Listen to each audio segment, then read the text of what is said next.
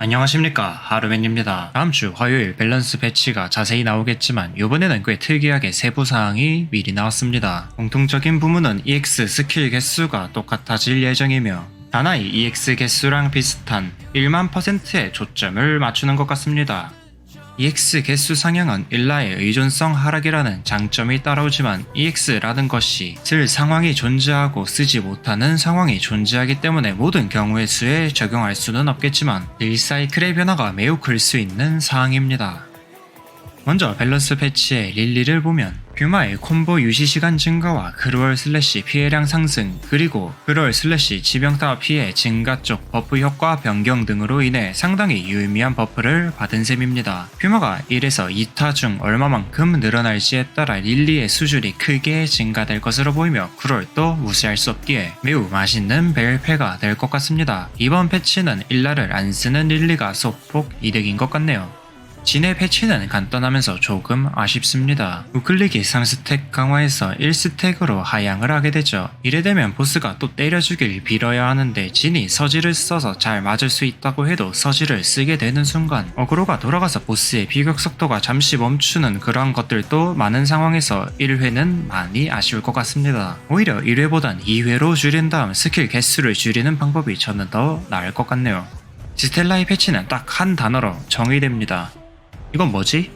물론 개발자 노트에서 스텔라는 안정성이 높기 때문에 딜이 높으면 안 된다라고 못 박았기 때문에 넘어가도 블랙 모리스는 조금 의문이긴 합니다. 범위가 자클만큼 커지면 잘 때릴 수야 있지만 아마 벨페 이후 제일 아쉬운 캐릭이 될 것 같네요.